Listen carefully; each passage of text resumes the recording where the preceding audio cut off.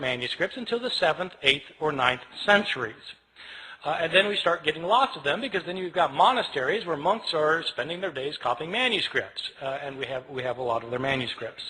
And so 5,700 manuscripts, some of them going back into the 2nd century, none of them being the originals, or within even within a few years of the originals. So with all of these differences, with all of these manuscripts, how many differences are there?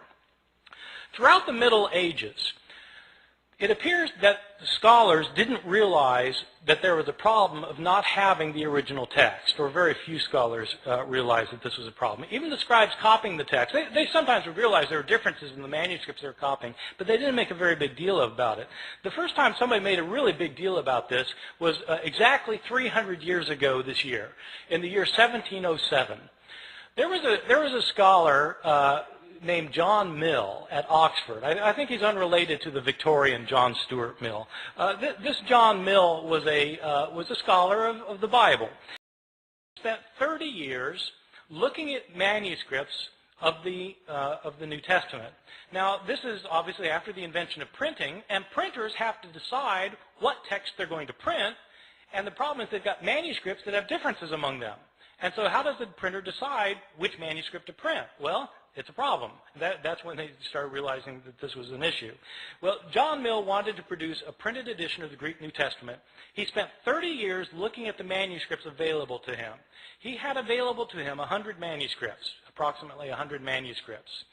And he printed up his edition of the Greek New Testament, in which he'd give a verse, and then at the bottom of the page he would indicate the places where the manuscripts differed from one another for that verse.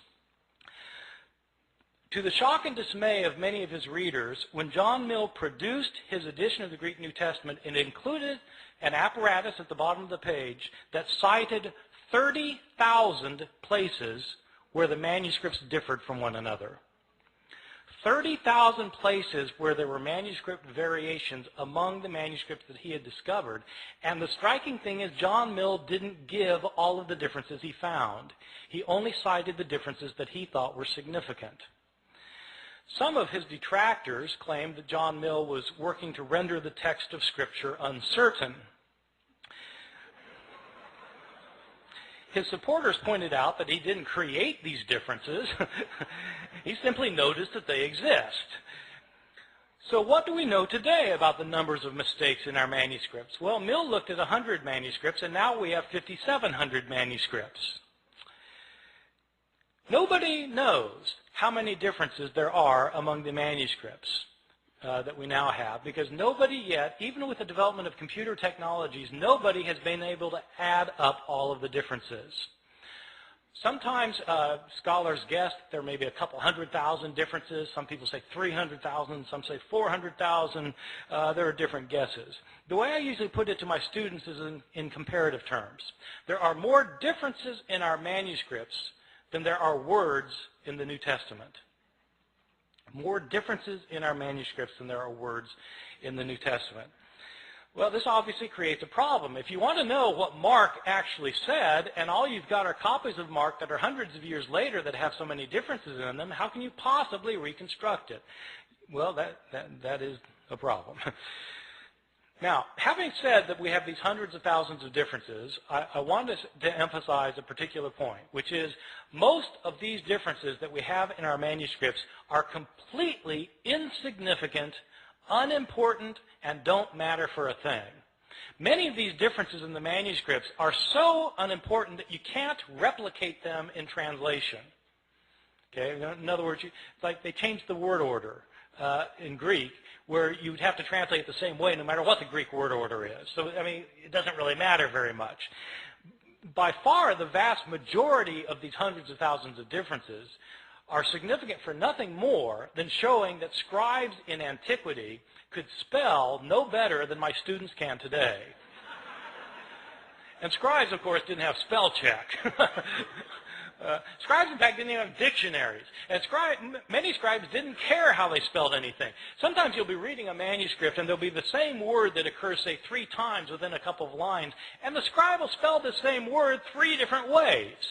He just doesn't care how the word is spelled. Well, so, you've got lots and lots of those kinds of changes, and what do they matter for? They don't matter at all. So, having said there are all these hundreds of thousands of differences, I want to stress that most of them don't matter for very much.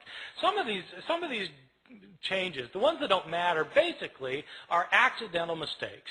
Scribes were sometimes tired or sleepy. Sometimes they were distracted. Sometimes they were inept or unqualified, and they made mistakes. They would leave out a word. They'd leave out a verse. Sometimes they'd leave out a page. They just made mistakes sometimes. One of the common mistakes of scribes is actually kind of interesting. Sometimes, in the New Testament, you'll have a saying where you'll have two lines that end with the same words. Like Jesus in Luke chapter 12 says that whoever confesses me before people will be confessed before the angels of heaven, and whoever denies me before people will be denied before the angels of heaven. So you've got two lines that end with the words before the angels of heaven. And what scribes sometimes would do is they'd copy down the words before the angels of heaven on the first occurrence, and then, they'd copy it down. Then their eye would go back to the page, and their eye would alight on the second occurrence of the same words. Thinking that that's what they had just copied, they'd go then to the next line and start copying there, and as a result, they would leave out the intervening line. See how that works? That kind of phenomenon is where your eye skips from one line to another. It's called parablepsis. Parablepsis. And when you have words that end the line the same way, that's known as homoteleuton. So this kind of mistake is called parablepsis occasioned by homoteleuton. It's on my final exam at Chapel Hill. Probably the most egregious mistake in any manuscript of the New Testament, one of my favorites, is in a manuscript that's manuscript 109. It's 109 because it's written on parchment and animal skin instead of papyrus, and it's the 109th manuscript that was cataloged. This is a 10th century manuscript that was written by a scribe who wasn't paying attention, and this scribe was copying the Gospel of Luke. Now, the Gospel of Luke is one of the two Gospels in the New Testament that has a genealogy of Jesus. Genealogies usually aren't the favorite reading of my students at Chapel Hill, and I think probably it wasn't the favorite reading of this guy because he wasn't really paying attention to what he was doing. But, in Luke's genealogy is actually fairly interesting because in Matthew's the other gospel that gives a genealogy of Jesus, and it traces Jesus' line all the way back to Abraham, the father of the Jews, in Matthew. Luke doesn't stop there. Luke keeps going. Luke traces Jesus' genealogy all the way back to Adam, as in Adam and Eve. This is a fantastic genealogy. I've got an aunt who's a genealogist who's traced my family, back to the Mayflower. The Mayflower, Adam and Eve. so it's, Jesus is supposedly the son of Joseph, who's the son of so-and-so, the son of so-and-so, the son of so-and-so, who's the son of David, son of Jesse, son of so-and-so. It goes all the way back. Isaac, son of Abraham, back to, Seth, son of Adam, who's the son of God. Okay, this genealogy. It goes all the way back. So the scribe of manuscript 109 is copying a manuscript that evidently gave the genealogy in two columns. But the second column didn't go to the bottom of the page. It only went partway down, the second column. So the first column, second column, partway down. And the scribe apparently didn't realize that this genealogy was in two columns, and so he copied across the columns instead of copying one column then the other column, leading to some very interesting results. As it turns out, Adam isn't the first human being. There was a man named Phares, who's the father of the human race, and as it turns out, God is the son of Ehrman. So it happens. These kinds of mistakes are just pure accidental mistakes that scribes mess up in places. There are other kinds of mistakes that are what I think are probably intentional mistakes. I differentiate between accidental mistakes where scribes just slip up and intentional mistakes where it looks like scribes are actually trying to change the text.